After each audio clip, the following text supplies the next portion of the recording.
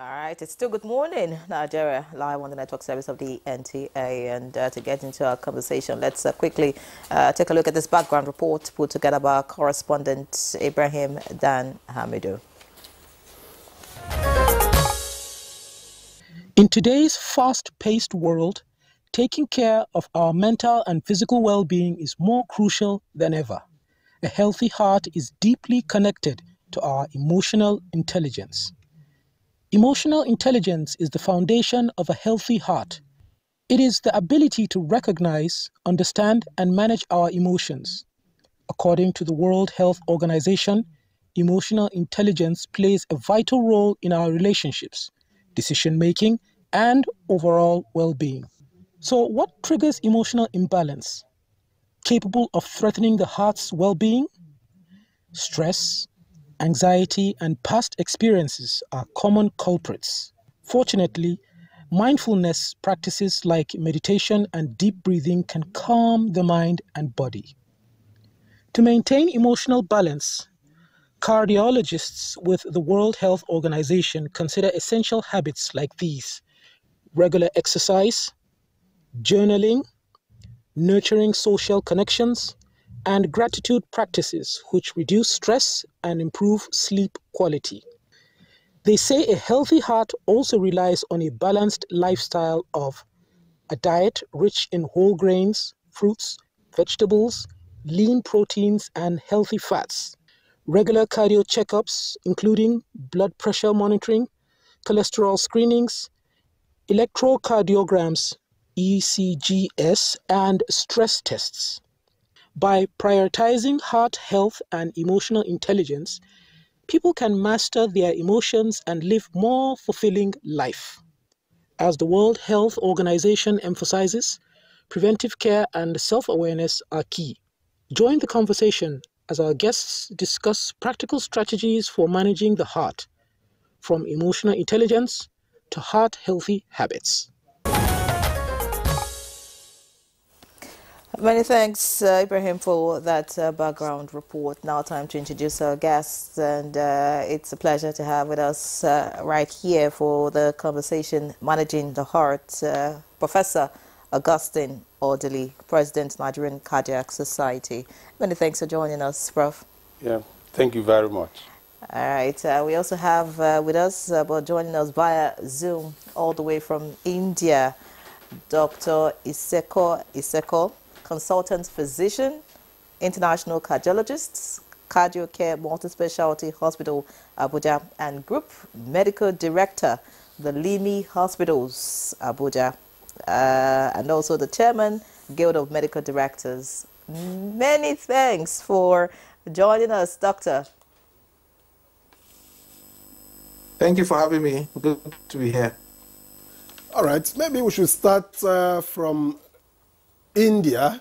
Perhaps I should say namaste.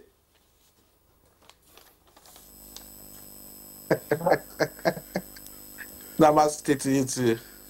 So, when I go to the buka or some restaurant, I will ask them to give me, do you have the heart, of the meat? Because I have this sense that it's something good for me. Not because it adds to my heart, though. So I say, give me the heart. But tell us, what's so special about the heart? Okay, so the heart, thank you for having me. I'm very glad to be here. The heart is, of course, like you know, the most important organ in the body, it seems. And it's one of the most mentioned organs in the entire Bible, the heart of man. Now, when it concerns to how the body works, essentially the heart plays a very critical role. It acts like a pumping machine that pumps blood around the entire body. One thing about the heart is that once the heart stops, within 4 or 5 minutes, the person is gone. And so this heart actually starts beating from within 4 weeks of conception till the final day when we say goodbye to this earth. So keeping that heart in good working condition and all the vessels and the pipes that are connected to this wonderful pumping machine is critical. So the heart has 2 ways it works, 2 components in that regard. One is an electrical component that keeps it pumping, and the other is a pumping component or a piping component that makes sure that all the pipes that supply itself and that its supplies are working well and are at the right pressures. So those are the things that play a role in heart health. And heart health is critical for every Nigerian. Around the world, we know that heart disease is perhaps the leading cause of death around the world, and Nigeria is no exception. And it's beginning to play a very important role. We've seen recent evidences, recent people dying even on TV, even in National Assembly, and it's something that all of us need to take full cognizance of, especially here in Nigeria. When you hear, and we do hear this often, you say someone has a heart attack. What does it mean? All right. So a heart attack simply means that the pipes supplying the heart itself are blocked, meaning the heart itself, the pumping machine of the body, is not getting enough blood supplying it, and therefore it cannot pump as well. So a heart attack, typically patients have chest pain, they have sweating, difficulty in breathing, and could suddenly drop or lose consciousness. That is a heart attack. Now we must differentiate a heart attack from a cardiac arrest. A cardiac arrest means the heart has stopped beating. So it's like an electrical problem. While a heart attack is like a plumbing problem. The pipes supplying the heart itself are blocked, and therefore that part of it that is supposed to have gotten supply does not get supply. If it doesn't get supply, that part of the heart muscle dies, and that can lead to a whole lot of problems, including a cardiac arrest, which is stopping of the heart completely.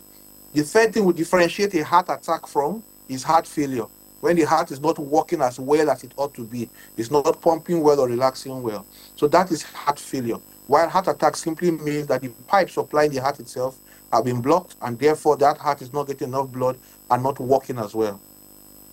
All right. Many thanks, Dr. Iseko, for laying the background for our conversation. But I'd like to take advantage of this very clear Zoom connection, quickly, before we get to Professor Augustine, who is right here with us in the studio. I hope you understand, because, Zoom connections can be a bit tricky. So I'd like to start with you, Dr. Iseko. You have told us what heart failure, what heart attack is, and of course that the heart is a pumping machine. Beautiful. But tell us, what could make this pumping machine become faulty? You say it starts to beat from 4 weeks after conception till death. But we do know that some people live with certain heart conditions. What could be responsible for it, considering the fact that, it's not something we can touch. We do not. Can we control how it works? All right, so thank you very much for such an interesting question. Now, the etiology of what causes heart problems in Nigerians is quite multiple. But one of the most important causes, essentially, is when the pumping machine, as it were, the heart, is pumping into pipes that have a very high pressure, which is hypertension. So when the blood pressure or the pressure of the entire body is high, that pumping machine has to pump against a very high pressure. That now sends a negative signal back to that heart and around to the entire body. So that's one of the most common causes of heart disease in Nigeria. Before we have other causes where certain valves inside the pumping machine could have a problem or the other. So first of all is hypertension. Unfortunately, most of these symptoms are not very obvious to the individual, and so the most important thing we tell people is to check. Most of our studies done in Nigeria show that 1 in 3 people do have some level of high blood pressure. WHO estimates that 1 in 5 people will have diabetes, and then that is complicated by strokes, by high smoking, by high stress lifestyles. All those things are complicated. Unfortunately, if we wait for the symptoms, it could get quite late. The typical symptoms are just feeling chest pain, feeling unnecessarily tired, unable to walk, leg swelling, which some of our people say they match poison.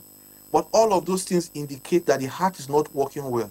And unfortunately, the most important thing is for us to get to the hospital and get appropriate treatment. Besides taking care of our diets, taking our blood pressure medications, and any pills that the doctors have recommended for us. So it's critical. It's critical for us to do all these right things. But most importantly, if you are feeling fine today, get to the hospital at least once a year and get a good checkup. All right. Thank you very much, Doc, let me get here in the studio where we have Professor Augustine. He's talked a bit about, the dangers to the heart. He's talked about what we should do when there are issues. But what should we do so that there will be no issues, that we don't have to get to the hospital at all? What's the place of diet in all of these, for instance? Okay, thank you very much. I thank Dr. Iseko, who is also a very active member of the Nigerian Cardiac Society. When you were introducing him, you said he's talking from India, as if he's in India. He's not in India, he's in Nigeria. It's just that he went to India for some conference. Yeah, but at the moment, in India. At the moment, yes, I just needed to make, so it's not it's not that he has jabbered. We know his hospital. Okay, so President, you are trying to make sure that he comes back. Yes, I want to make it clear that that is one of the things we are pushing for, that members of Nigerian Cardiac Society who are here will continue to do the work here. So I just President, you will get a second term. Okay. Well, I'm already in the second term. It means we need to elongate your tenure. So thank you very much for that. The points are very clear. What we are pushing for, I like the way you put it, is that people do not even need to get to the hospital, really. That's health promotion. Because if you do health promotion, then you don't need to get to the hospital. And it is cheaper to do, easier to do for everybody. So what are those health promotion things that we need to do? One, we need to check our blood pressure regularly. I mean, when he was talking, he mentioned the burden, the number of people in Nigeria who are hypertensive. We carried out this study. I led a team that moved around the whole country. When I talk, I want to mention the places where we went to, so that all Nigerians will relate with the figures we are giving. And I want to mention it again here. We started the 6 geopolitical zones of this country. We took one state each from each of the 6 geopolitical zones, and each of those states, we went to an urban community and a rural community. I'm going to mention the names of those communities all around the country, so that all Nigerians will relate with the figures we are reeling out. Now, for southeast Nigeria, we went to a rural community called Okuzu in Oyi local government area of Anambra State. And the urban community was Onitsha. If you know Onitsha, around the Omaba area, that was where we took our urban sample for southeast. Now we went to south-south. We were in Uyo town for south-south, and then we went to a community called Ekota Akpamba in Uyo. Then for southwest, we were in Ibadan town, and then we went to a community called Igbo Eleyin. For north central, we were in Lugbe here in Abuja, Federal Housing Authority, Lugbe here in Abuja.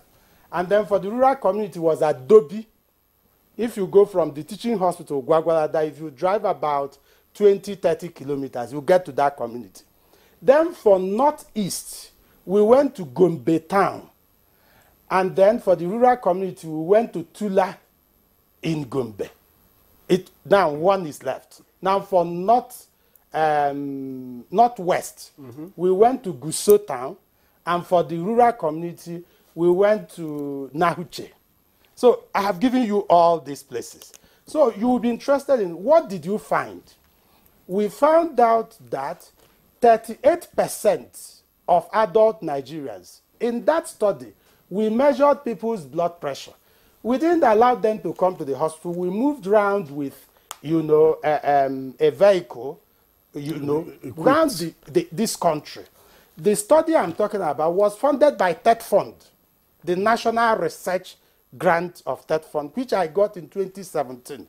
I was the principal investigator. Why I'm giving these figures is so that Nigerians will relate directly with what we are talking about. TED Fund funded this research project, and we went around these places. So what did we find? I'm sure that would be your interest. Yes. We found out that 38% of adult Nigerians are hypertensive. Now, the implication is that it's about 4 out of every 10. That's what 38% means. That if you gather 10 people, 4 of them will be hypertensive. And of this number, about 60% of them are aware that they are hypertensive. You see, the challenge with hypertension is that you will be hypertensive because it doesn't give any symptom. You wouldn't know that you are hypertensive. So you move around your usual business. In fact, those few people have some symptoms when they are hypertensive. Those people are what I call the exception. The usual presentation is that you wouldn't know. And that is why we call it a silent killer. Does that make some sense to you now? So people wouldn't know. Now, out of the people who know that they are hypertensive, only 30% of them are receiving treatment. Now, out of those who are receiving treatment, only 10 to 20% of them have their blood pressure under control. So I think you can now relate with these statistics. Are you getting it? And like Dr. Iseko rightly pointed out, what hypertension does is that it affects those pipes, he calls them the pipes, that lead blood out of the heart. It affects them so much so that the heart muscle begins to get thickened as a way of, responding to the fact that the heart will be pumping against a very high and elevated pressure. So the heart muscles will begin to thicken up. Now, it continues to do that until it gets to a point that it becomes too weak. It can no longer, adapt to it. And at that point, we say it has failed. But it may not fail for everybody. As it is getting thicker, it means that the blood that supplies oxygen to it will not be enough because it's now thicker than what it's supposed to be ordinarily. And then again, there may be a deposition of cholesterol on the wall. Other things like cigarette smoking may also affect that pipe, will make that pipe not to be as smooth as it's supposed to be, Then what will then happen is that there will be a blockade of that artery, the pipe that supplies the heart. And that is what can give to heart attack, like he said. So you see why we always talk about hypertension. Now, other things like physical activity, people need to exercise, and so that you don't live a sedentary life.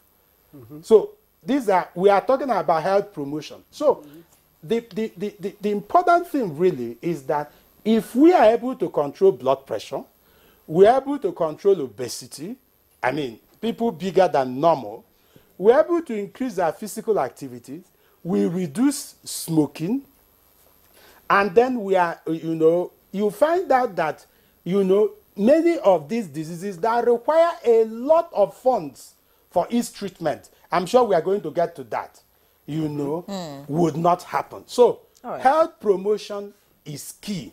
And it is so important in Nigeria. I'm going to tell you one thing we did in Nigerian Cardiac Society. We call it Know Your Numbers. Now, Know Your Numbers was what we launched last year. And the essence of Know Your Numbers is that people needn't go to hospital to find out their blood pressure. Blood pressure, hypertension is the easiest thing you can diagnose in this world. You can make the diagnosis here.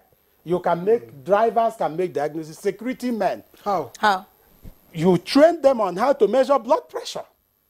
Is the equipment not expensive? It's not. In fact, what we are doing now, we got a support to make sure that, we put this thing in not what I call non-clinical areas. For example, shopping malls, and all that. That is what we can do to train people on how to measure their blood pressure, both at home, in shopping malls, at the airports, everywhere. And that is our vision in Nigerian Cardiac Society. All right, Prof. I'm going to ask you a question about how effective these machines are and if some are more effective than others. Because, based on experience, sometimes you go to a hospital, you want to get tested, you want to check your blood pressure, they use a particular equipment is reading very high, and then they bring another one is reading very low. They bring another one. I mean, so all of that you would want to, you know, respond to that, because I think that I've had that experience, you know, in the past. But let's look away from that. Let's go to Kano now. We have Professor Hadiza Seidu, consultant cardiologist, Northwest coordinator, Nigerian Cardiac Society, joining us for the conversation. Prof, I'm excited that you're here. I'm sure you've been following the conversation. You know, Professor Iseko and Dr. Iseko and Professor Odili have spoken so much about, you know, the heart and what could result in heart complications. But you see, I'm worried, because we know babies are born with heart issues. They don't have hypertension in the womb. I mean, they don't have to do anything. They don't smoke and all of that. But they have heart issues. Why is that, and what's responsible for heart conditions for babies or children rather? As has been discussed by colleagues previously, hypertension appears to be the most important culprit in the development of cardiovascular diseases. And then, of course, when talking about hypertension, we have classifications. In over 80% of individuals, we call it essential hypertension, because there is no known cause attributed to that.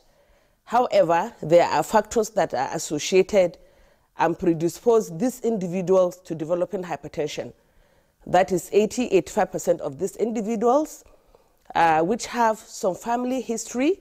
So hereditary is important, and those individuals, males or females, with a family history of hypertension are prone to developing hypertension in the future, and the risk for the development of this high blood pressure increases when both parents are hypertensive.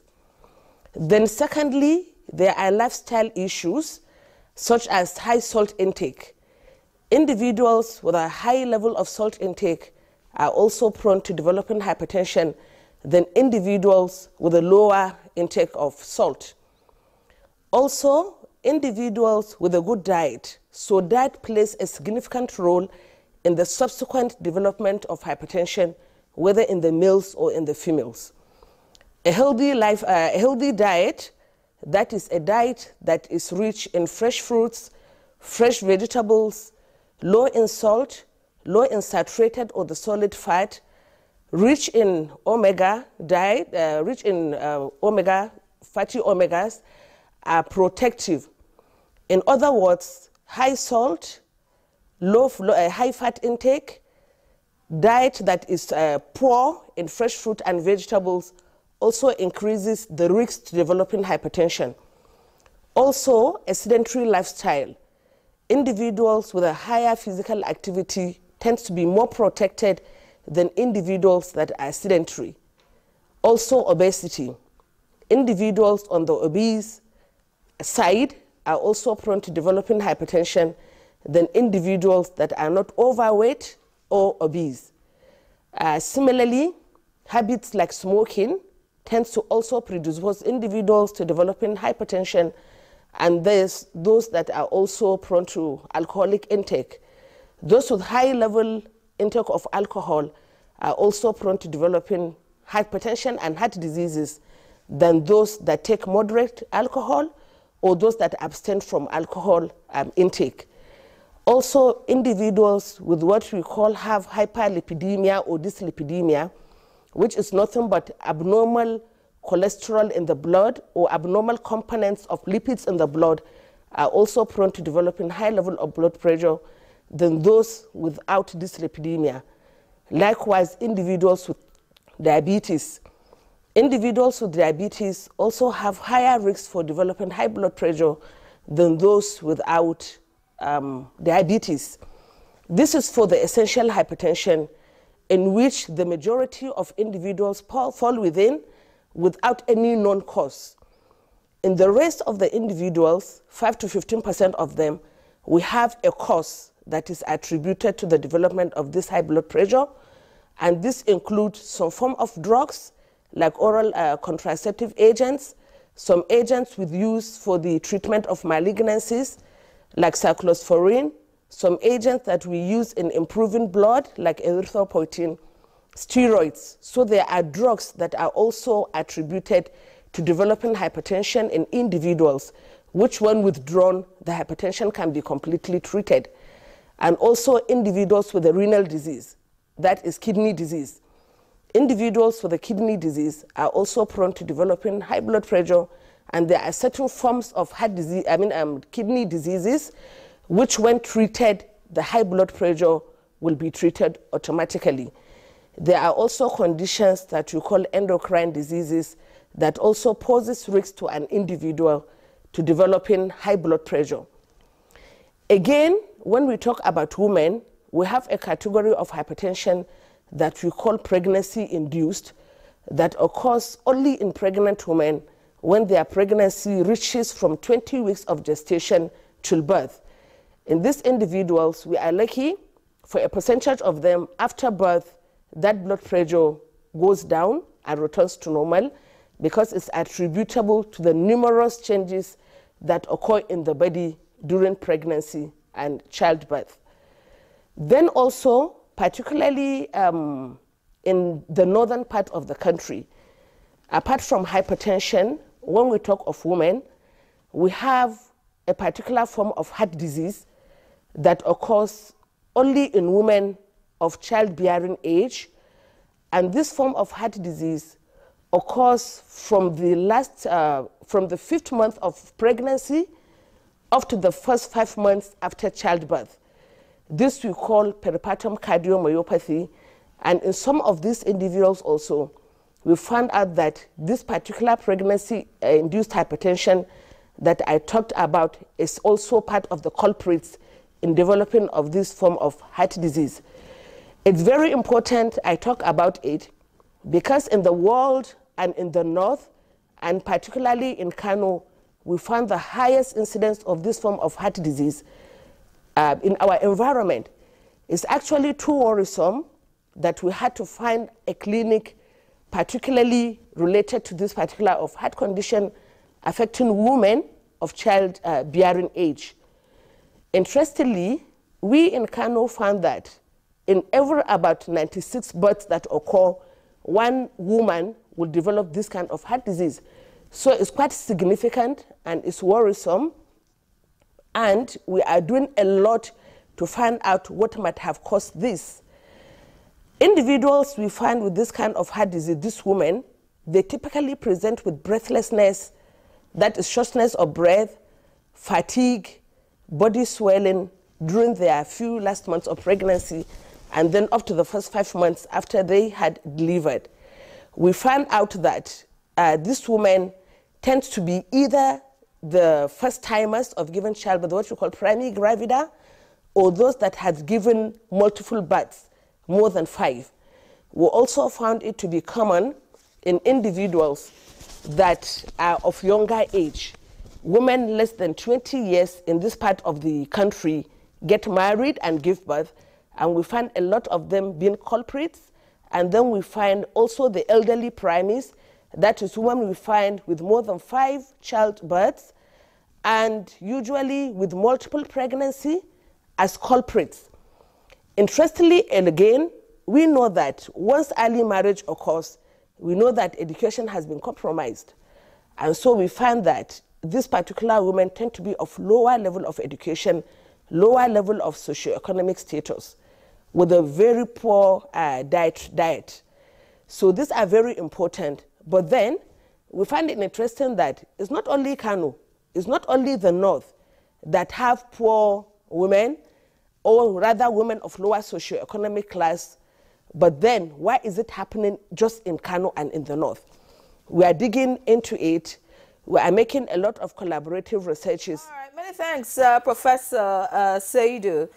for your opening comments on all that we need to know as regards, health complications as regards the heart, and talking specifically about women too. Very, very educative. But you didn't quite hit the nail on the head concerning my question about babies that are born with heart conditions. We have with us now, joining us for the conversation, Dr. Oladipo Ofason, Senior Consultant Cardiologist, Head Cardiology Unit, National Hospital, Abuja. He's also the Secretary General, Nigerian Hypertension Society. Many thanks for joining us, Doctor. All right, so I think I'll just hit you with the first question. By the way, I just think that, or rather from my observation, all the cardiologists are looking alike. It looks like, I don't know.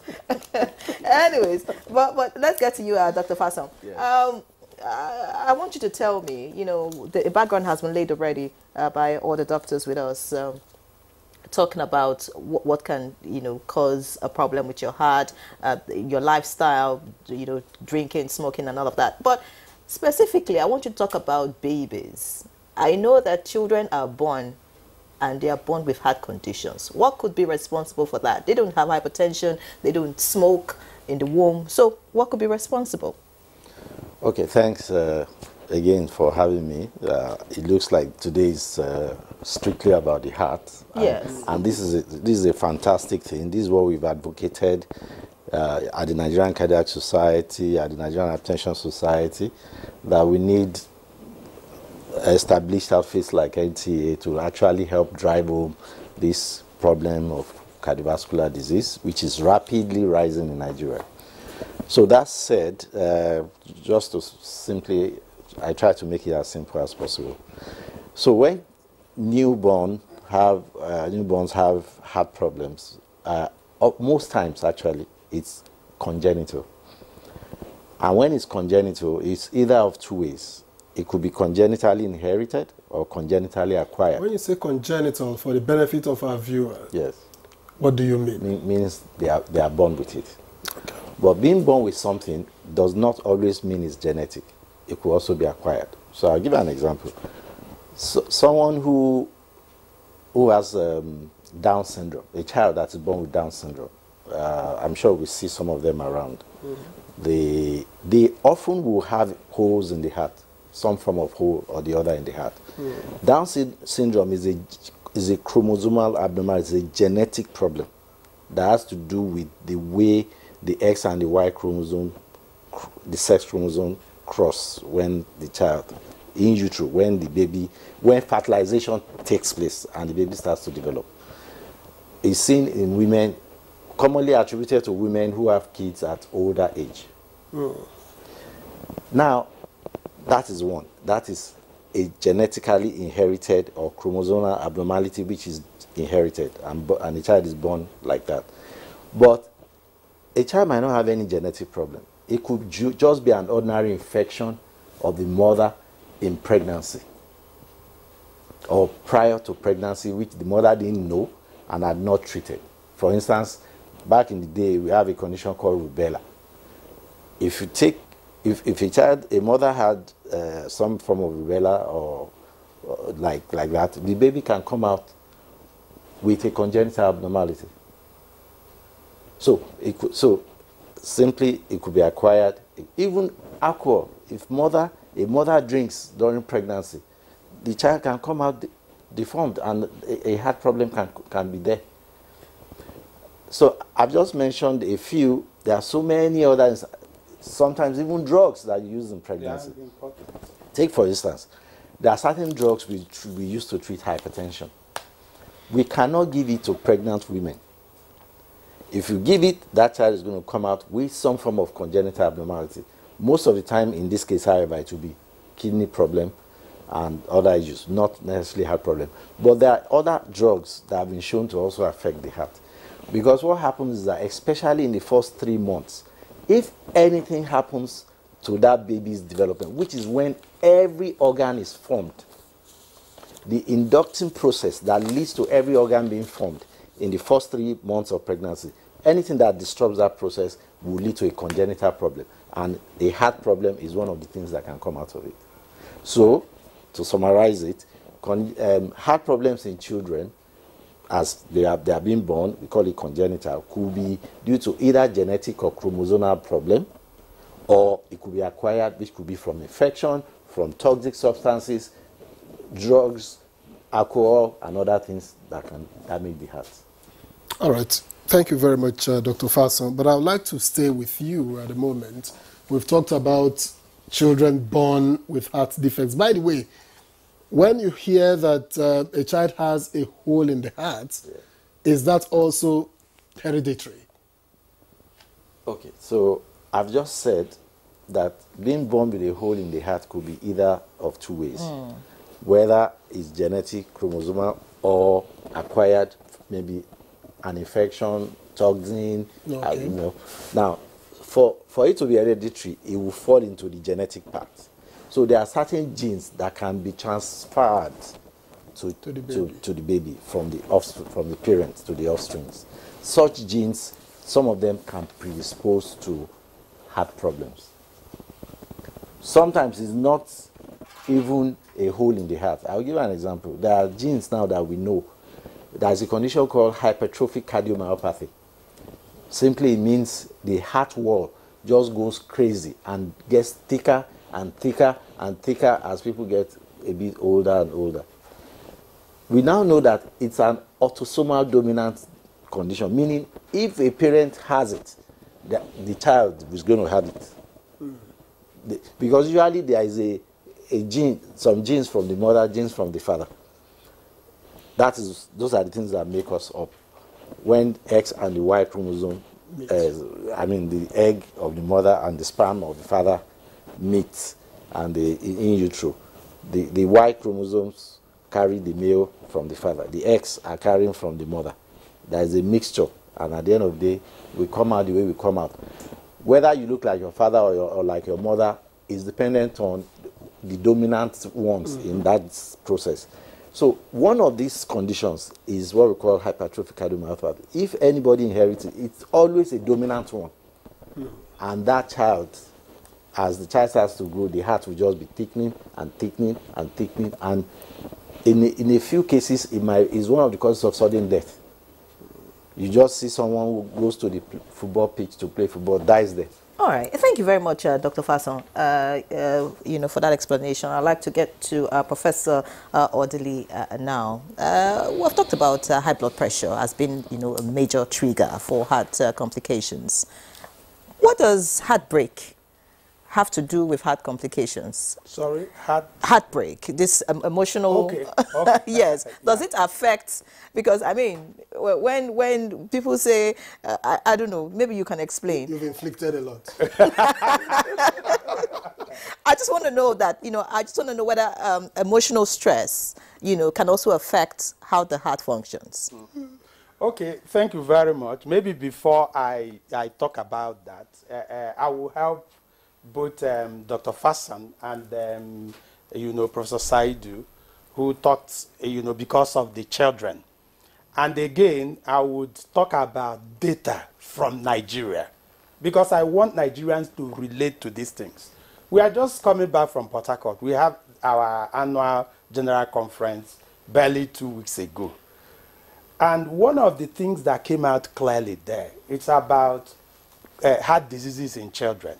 In fact, Professor Taibwe is a consultant pediatric cardiologist at University of Port Harcourt Teaching Hospital. I'm going to give you some data. Now, the presentation was that all over the country, they've checked these heart diseases in children. What people generally call hole in the heart. And discovered that it's about 16 per 1,000 births.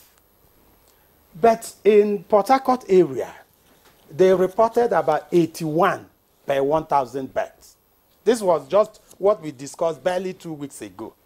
And all of us were all wondering, what could be responsible for this? We don't know. However, there is a point that we have not mentioned in all these discussions. Air pollution is also a contributory factor to heart diseases, both in adults and in children. Air pollution, when we are breathing bad air, and incidentally, this air is available to everybody. even if you have all the funds to have the best treatment anywhere in the world, but you breathe the air that everybody breathes. So we are all in it together. So I need to talk about it in this place. You were asking a child who is born yet had heart disease. He doesn't have hypertension because we have emphasized so much on hypertension. And my colleague has given you some of the things happening in the mother that can predispose to these heart diseases in the child. And I'm adding air pollution. Because the mother, if the mother is living in a polluted area, that will predispose the unborn child to, you know, some of these things. And cigarette smoking in the mother, you know, he mentioned all the others. Now there is another important disease. It, in as much as it appears as if it's going down in Nigeria, but we still see a lot of cases. Rheumatic heart disease. So let's not just concentrate on hypertension. Rheumatic heart disease is also another important thing. It starts with what we call rheumatic fever. A child will have fever, joint pains, you know, and sore throat. What everybody, the immediate reaction is that this is malaria. The child is treated for malaria. That fever may go down. Then after some time, when the child gets to about 15 years, that same thing that causes that sore throat has a way the body reacts and affects the valve. So this child may develop heart disease at the age of 16. So we also need to include that in the equation. So I think it's important that you pointed this out. I thank you know, Professor Saidu for bringing out the aspect of heart diseases in pregnant women, which is in Nigeria is the where you have the highest incidence in the whole world. With Haiti. You know, and our people, you know, our colleagues in Kanu. That's why Professor Saidu was really quite passionate about it, because our colleagues in Kanu are leading the effort, that research. Now I will come down to heartbreak causing heart attack. Yes, stress as it is, because that heartbreak is an emotional stress, actually cause release of some hormones. And those hormones are cortisol, we call them cortisol. One has effect on blood pressure and also has effect on the heart itself. In fact, there is a disease you call Takayasu cardiomyopathy. It's very common. We've not reported so many cases in Nigeria. It's very common in Eastern, you know, like in Japan and all that. And one of the predisposing factors is very common in women when they have very terrible, you know, emotional stress. Then they come down with that type of heart disease. But by and large, when we are exposed to very terrible emotional stress, it affects our blood pressure, it increases cortisol level in the body, and all these things has effect on metabolism. And anything that has effect on body metabolism also has effect on the heart. So I think this is the way I would want to. Thank you, Prof. So much has been said. We actually call it broken heart syndrome. Broken heart syndrome. Yes. Fantastic. Wow.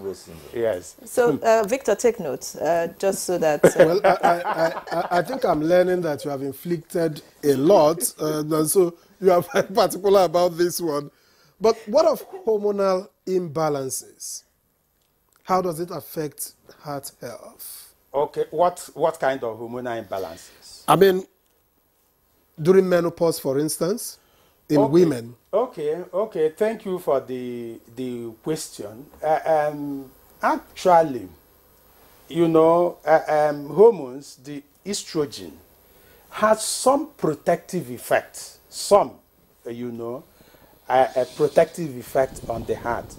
So initially, the thinking was that women are not so predisposed to heart disease because of the protective effect of estrogen. Yes, there are some, you know, reported cases like that. When, in fact, this was actually my initial research, where I concentrated my research effort, looking at, you know, hormones as it affects cardiovascular system. In fact, our colleagues in JOS, Professor Kahalam and the team in JOS, has that as their main research focus. We, of course, I trained in JOS anyway, so that's how I got to have this idea. But then during menopause, the level of estrogen drops. So you discover that the balance, that protective effect that women, the advantage that women have, they lose it. Yeah. So during menopause, the woman becomes a man. Let me use it that way, as far as heart diseases are concerned. But I must sound a note of warning that even that protective effect, a woman who is diabetic loses that protective effect. In fact, it even becomes more. And then a woman who smokes. So these two things, for example, if a man smokes and a woman smokes, the deleterious effect of smoking on the heart of a woman is worse than smoking to a man. Smoking to everybody, it's not good at all. I mean, anybody who is smoking should stop. But if the minor advantage a woman has, at the time premenopausal, is lost if the woman is smoking. Diabetes and smoking, these two, affects that advantage. I think that's the way I want to summarize it. All right, thank you so much. I'd like to get to Professor Hadiza Seidu now in Kano. Just to hear from her what she thinks, how managing heart defects is, considering the fact that you have a lot of cases in Kano, and you have talked about pregnant women, also having, a lot of complications. Tell us, how affordable is it in managing these heart conditions, and what is available in the country in terms of dealing with heart diseases?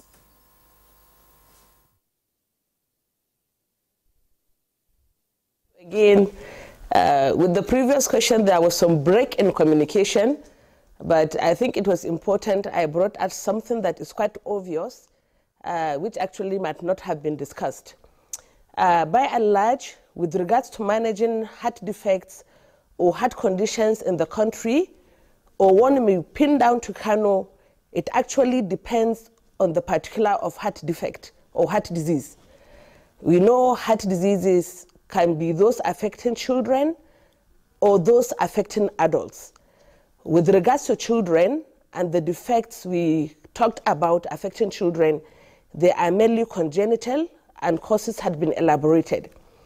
We see that in these children, majority of them will require intervention in terms of surgery, which facilities are not available in Kano. We are yet to have a cardiac center in Kano, and even in the country, it is of recent, with the effort of the Nigerian Cardiac Society and other collaborators and foundations abroad, that we are able to make cardiac surgeries more affordable and more available.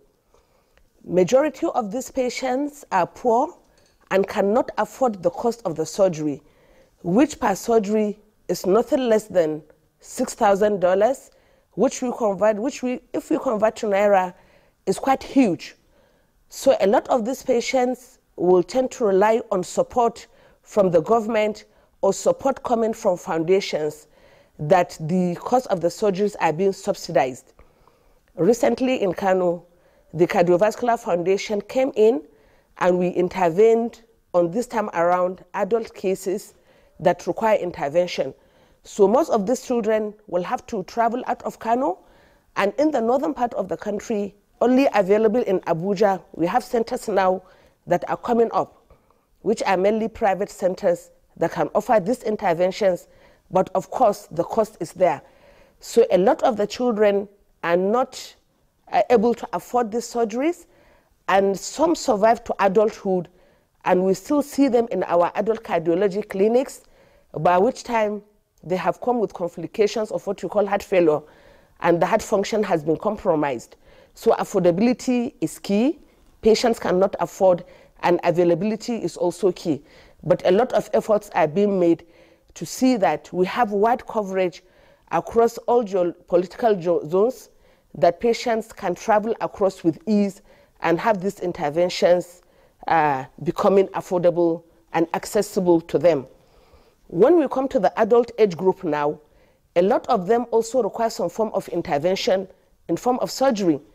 We've talked a lot about ischemic heart disease, talking about blockage to the cardiac supply, blockage to the artery supply in the heart, which lead to cardiac heart attack.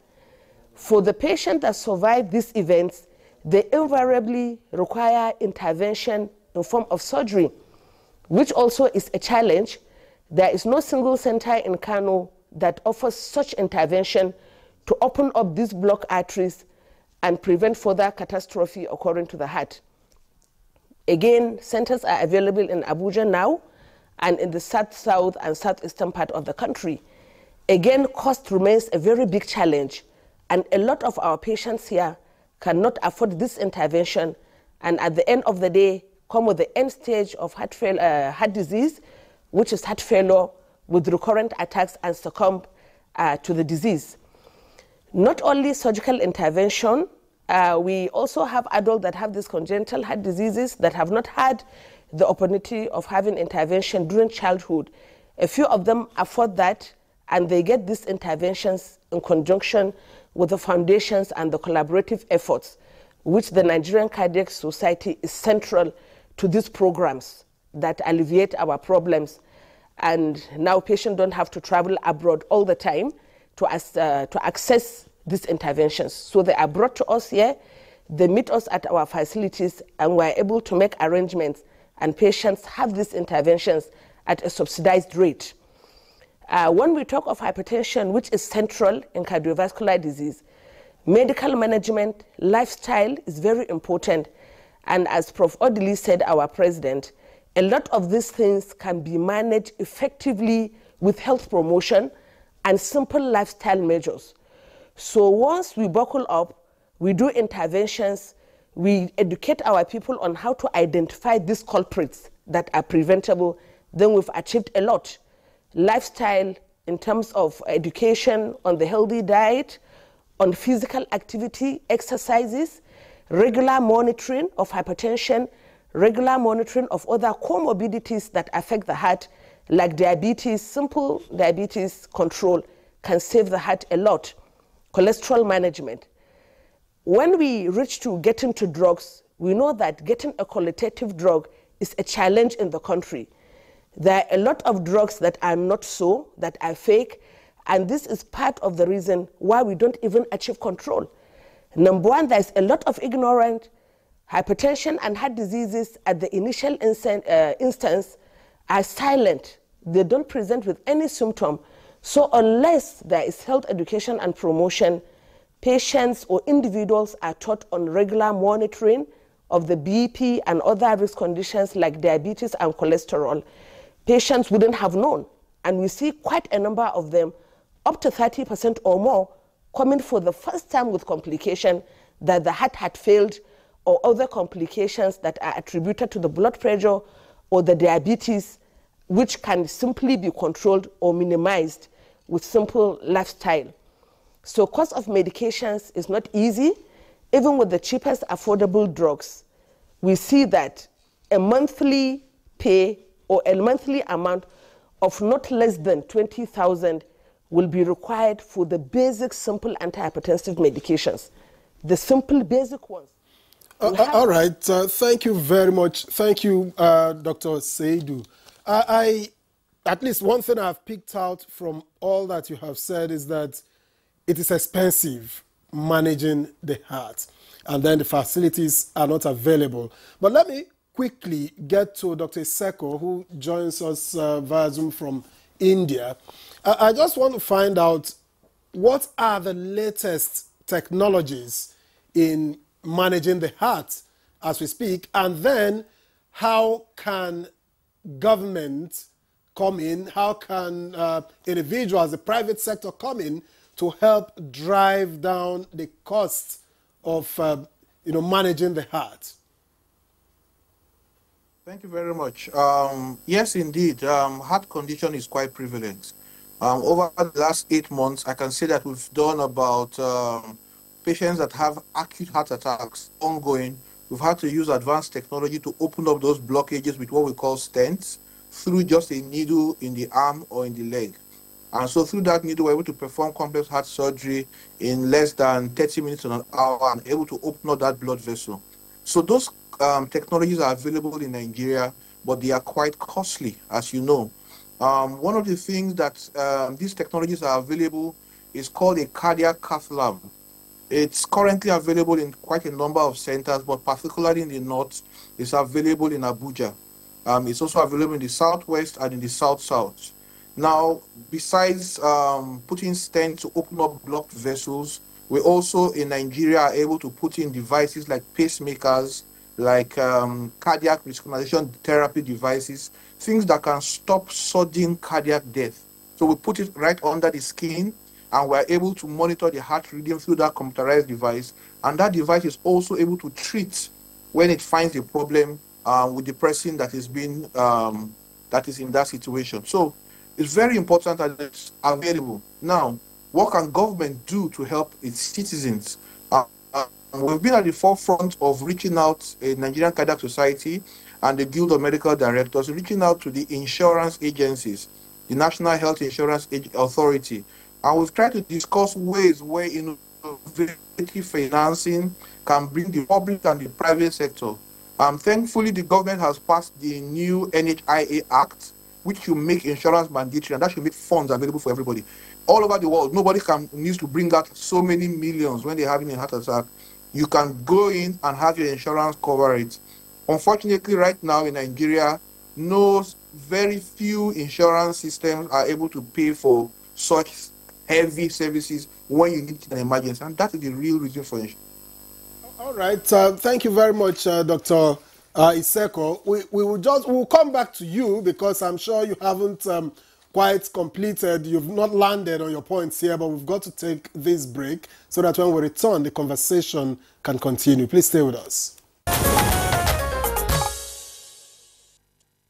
Welcome back. It's still Good Morning Nigeria, live on the network service of the NTA. And our topic of discussion this morning is the heart, managing the heart. And we still have our cardiologist still very much with us this morning. Before we went on that break, we were with Dr. Iseko, who speaks to us via Zoom all the way from India. I'll let you round off on your thoughts, Dr. Iseko, but I would like to add a question, to the one you were answering before we went on the break, and that will be, from all that has been said, managing heart conditions, medically is out of reach, for most Nigerians, and facilities are not even available. Anyways, but so much has also been said about healthy diets. When it concerns heart health, what really is a healthy diet? Okay, thank you very much. So I'll start with the diet question. Diet is quite very important, and it helps to alleviate a lot of the conditions. So number one, as concerns Black Africans and Nigerians, we know that handling of salt by most Nigerians, most Black people, is not the very best. And that extra salt stays in the body and raises the blood pressure. So we want to cut down salt contents of our food. We want to cut down oily contents of our food. We want to also cut down carbohydrates, especially if your body has a difficulty handling sugar and what is called diabetes. All of these play a very big role in heart health and in keeping your blood pressure well controlled, and also keeping your cholesterol under control. Reduce red meat, to reduce oily foods. We want to have more leafy diets in our meals to make sure that we are having a very, very good meal and comprehensive diet. Now, what do we want to do? We want to make sure that our meal is balanced in such a way that we have a component of each part of the food: proteins balanced, vegetables balanced, fruits balanced in each of these meals. And that can go a very long way. Now, if we are unable to do that, then we have to manage the complications that come with heart problems. And this includes us knowing when to recognize such a heart condition, number one. Number two, knowing the facilities that are available that are right here in Nigeria that can take care of it. And number three, for making sure that there's a healthcare financing mechanism because when we get sick so that our heart can be taken care of. What does it include? It includes medications. It includes access to fast leaving the country. It includes access to facilities that have care of the heart, including putting stents, putting pacemakers in an emergency.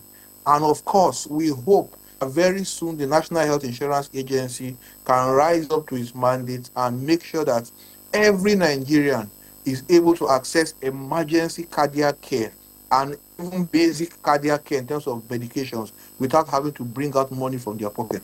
This would dramatically change life expectancy in Nigeria. We can actually live very long if we put our hands together, eat well, exercise well, see our doctors on time, have good checkups, and have access to the best facilities that are available in Nigeria. Dr. Seko, thank you very much. Now let me get back to the studio here where we have Professor Odeli. Now, we're talking pretty much about availability of treatment, technology, and the likes of it. How can we make it more accessible? And I'm talking about heart treatment, heart health, whether it is preventive or curative. How do we make it more accessible, more available, and cheaper for the ordinary people? Thank you very much for asking this question and really bringing up this discussion. I must thank NTA for, collaborating with us to bring out this discussion to the entire country. Nigerian treatment of managing heart disease, let me use it that way, is a very expensive thing. Expensive in terms of cost, in terms of machine, in terms of the different manpower that you need. It's not just the cardiologist, you need the cardiac surgeon, you need the perfusionist, you need cardiac nurses, you need perfusionists. Of course, you need those who are expert in preventive medicine. So you see... Do we have this manpower in the country? Yes. But what happens... We still do? Yes, we do. Despite the Japa syndrome, I'm going to give you the picture. Now, some people listening to us now may think, oh, this heart disease is so much, so what I'm going to do is just to invest and build a cardiac center. That is not usually the issue. What we are advocating now is to have a collaborative approach, because this training, we need to extend this training. For example, all over the country, as at the last time I did a bit of an assessment, we have only 4 perfusionists. So you'll be surprised that there is a cardiac surgery happening in Ife. For example, one of our colleagues is in Ife. It's the same perfusionist that does that will also go to Lagos. Our colleagues in Lasut are also doing a lot. So you discover that this manpower is the one that moves around to carry out this surgery. So it's not that it is so exceptional, but because you see the cases are not frequent. So you see, a government or an individual may say, oh, we want to invest into comprehensive cardiac care. He puts the machine, then because of the fact that it's expensive, many people cannot afford it, and if you don't have enough cases coming to that center, then the manpower will not get adequate number of cases to enable them perfect their skills. Sometimes some people may think, oh, what we can do is send people outside the country. Yes, a lot of members of our society have been sent out, gathered skills, and they are back. Some people may think what we need to do is to import experts from abroad. But what we are, advocating now is that we can develop a collaborative, comprehensive cardiac care. I mean, we are already discussing that, and we're going to start off with Abuja as a model, whereby, we pool resources together, people who have expertise in doing interventional cardiology, people who have expertise in non-invasive diagnostics, expertise in open heart surgery, then the perfusionist. You know, we bring people who are in training from different parts of the country. This is something that we believe will take us the next 2 years. We all meet here, pull these cases together, talk to the companies that manufacture the consumables that actually make these things expensive, so that the costs will come down. By the time we do this over 2 to 3 years, we will be able to develop critical manpower that can now go at different parts of the country and continue the process. But if we start with investing in building very, expensive, bringing in very expensive machines without having, organized setup for having the expertise that will manage. There are places in this country that have established equipment-wise, let me not call it established cardiac center, but established equipped unit, but it's under lock and key. In this country. So those people need to come out. We can help. That's why we know what is happening in the whole country. We can put these resources together, develop the manpower of people from all around the country, and then this can now go on subsequently. Anyways, maybe I should call you a data cardiologist, because so far you have been giving us data on this. Give us the data as regards the successes of, the surgeries that have taken place in the country so far. Oh, this is a very important. I will refer you to the website. In fact, our colleague in Lagos, developed a website. Maybe Fasan may help me to get the website so that we can even put it for all Nigerians to see. That website, you can see the centers in this country where cardiac surgery, for example, is going on. Remember I said care of the heart, there are many, many things. It's not just cardiac surgery. You have interventions. You have preventive cardiology. Of course, that's where I have my strength. So when I talk about prevention, because if we start from prevention, then the other end. The website is. Okay, so maybe Fasan will help us get the website, so that give us the data. The Nigerians will be able to. But there are in this country at the moment, open cardiac surgeries are going on in Obafemi Awolowo Teaching Hospital in Ile-Ife. There is open heart surgery going on in Federal Medical Center in Abuja here. Open heart surgery going on in Lasut. Open heart surgery going on in UNTH, Enugu. These are the ones I can easily, but if you go to this website, which we are going to show, we are going to see places where this is happening. Then for interventional cardiology, of course, the Dr. Iseko Center, that's the cardio care here in Abuja. NNPC Medical Services here also in Abuja has got, in fact, from this place I'm going to see the MD of NNPC Medical Services, because we are thinking of, developing an Abuja model of what I call collaborative, comprehensive cardiac care. That will be an Abuja model sold to the whole country. I'm going to see the MD of NNPC now. Yeah, beautiful. I still want more data. Okay. The data I'm asking for now is the surgeries that have taken place in the country. Okay. How successful have they been? Oh. How long, when someone, undergoes a surgery in the country, okay, as regards the heart, how long do they live afterwards? How has it been? Okay, this is what you want. Yes. Excellent. The cardiac surgeries that have gone on in this country have been successful.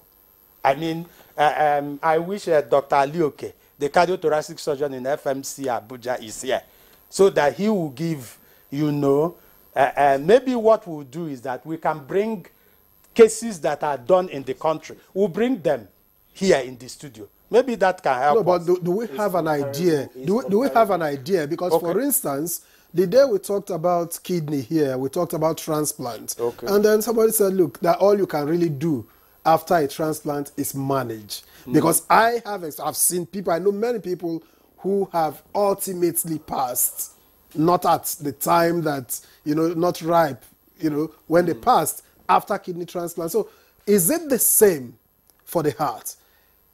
Do they get to live to the fullest? I understand. You see, there are, here and now, we talked about different diseases of the heart.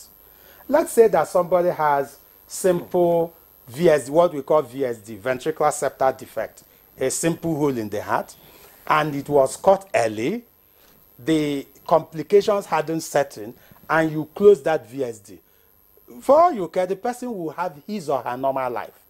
But you see, if you wait and that VSD has affected the heart, the myocardium, and you now want to correct, you may correct, and maybe that reduces the person's lifespan, because some damage, necessitated by the complication had taken place. We've had people in this country who have had, what do you call it? Interventions. That's the one that Dr. Iseko was talking about, and you put a stent. For the past 5-10 years, and they are still alive, they move around. We've had people who have some open heart surgeries, even here, either in last week. So they are there, and they live. So, the point I'm making is that I will not tell you here that this is the age. It depends on the disease. It depends at the time it was. The intervention was done. Okay, thank you very much, Professor Odili. Because of time, let's quickly get to Dr. Fasson now. We've talked about the surgeries. At what point is transplant necessary? And then where are we in the country in terms of heart transplant? And then is there a role alternative medicine can play in dealing with heart diseases? Okay, thanks again. I'll just touch a little on what Professor Odili mentioned. I would say that just to add to what he said, the success rate in Nigeria is comparable to international rates, because heart surgery in Nigeria is in different forms. We have local expertise. We also have a large number of Nigerians abroad coming in to come and operate here. One of them is Nzewi, Dr. Nzewi, who is in Ireland. And then this Nigerian Heart Foundation, there are Nigerians in America who Cardiovascular Foundation. Nigerian Cardiovascular Foundation, they come to Nigeria. They've been doing that for the past 8 years or there, about 10 years now. And they come every year. They collaborate with Nigerian Cardiac Society and other centers. So a lot. So the rate is comparable. But like he tried to explain, it depends on when you catch the patient. If a child has a hole in the heart and you fix it at that time, that hole has not had untoward effects on that heart. That child will grow to, will have a normal lifespan. If that same child, by virtue of no diagnosis, poor knowledge, no money, even if the diagnosis was made, and the child continues to struggle to the age of 10 or something, by that time, that hole, which was not an issue really at the beginning, will have caused the heart to dilate, enlarge, fail. Even if you fix that hole at that age, that heart is a problem still. So those are some of the things that modify success, not in Nigeria alone, everywhere in the world. However, peculiarly in Nigeria, because diagnosis might not be made early, even if it's made, funds might not be available for treatment. And so in all these things we are saying, really, it still goes to the government. He is the president of the Nigerian Cardiac Society. He's saying a lot of what the NCS is doing that Nigerians don't even know. But do you know that one government policy, just one government policy, right one, will change the story in one day. But has the society met with the current Minister of Health and, to make this known? All these are an ongoing process. All these discussions and all that are ongoing. The data that he keeps talking about, you cannot do anything without data. He just talked about a website, which I've given you, www.nigerianheartsurgery.com. Any Nigerian can go on that platform. You will see the centers doing heart surgeries in Nigeria. You will see the numbers they do. You will see everything there, the types of surgery they do. And this opens it up to the space. So what about alternative medicine? Are we looking that way? So when you talk about alternative medicine, I ask the question, what do you mean really? In 30 seconds, please, because we're outside. When you say alternative medicine, nobody practices medicine anywhere in the world without evidence. And no doctor is against alternative medicine. I think we need to drive that home. What we talk about is provide the evidence. If you have evidence that something that your grandfather does works, and I can tell you that not most anyway, but a lot of the drugs that we use today in orthodox medicine, they initially came out of roots, herbs, leaves, and all that. But over time, we then had evidence that these things work, and we've tried it in standardized settings, and we know what possible side effects, we know the molecule. All right, so it means that we're not looking at homegrown solutions in dealing with heart diseases, right? No, you can't say that. We shouldn't say that. That does not translate to alternative, the initial. All right, because of time, I think we'll take that to another conversation. But let's quickly get to Dr. Iseko now. Your final thoughts as we round up the conversation. 30 seconds, baby. My final thoughts are that, people should go get their self checked. When you don't get yourself checked, it's occurring to doing self-harm. Get yourself checked whenever you have any problems. And when you have a problem, go to a doctor, go to a cardiologist, and try and make sure that you get good care. And when care is given, that you stick to the care over time. Now, when and if any surgeries or interventions are needed, they are available in Nigeria, even they may be expensive. We call on the government to do more in terms of insurance and making sure that the citizens are well covered so that they can be able to get access to the highest level of care at all times, especially in an emergency, so that they do not have to suffer deleterious effects of bad health. And thank you very much. Professor Hadiza Seidu, in 30 seconds, your final thoughts. We're out of time, actually.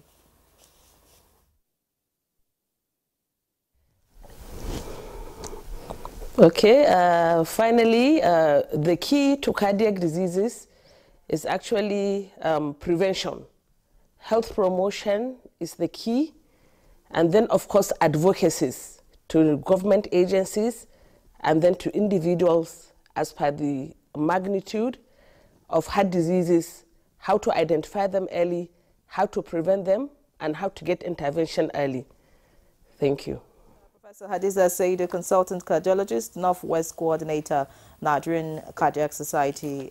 Thank you so much for joining us for the conversation. Dr. Iseko, consultant physician, interventional cardiologist, Cardio Care Multi-Specialty Hospital, Abuja, and Group Medical Director, the Limi Hospitals, Abuja, and Chairman Guild of Medical Directors, FCT chapter. Thank you so much for joining us for the conversation. We do sincerely appreciate you. Of course, Professor Augustine Odili, President, Nigerian Cardiac Society. It was a pleasure to have you for the conversation. And Dr. Oladipo Ofason, Senior Consultant Cardiologist, Head Cardiology Unit, National Hospital, Abuja, and also Secretary General of the Nigerian Hypertension Society. Thank you so much. Of course, looking forward to more engagement on this particular topic. So that's Good Morning Nigeria this Friday. Take care of your heart. Avoid heartbreaks. I'm Ian Ray John.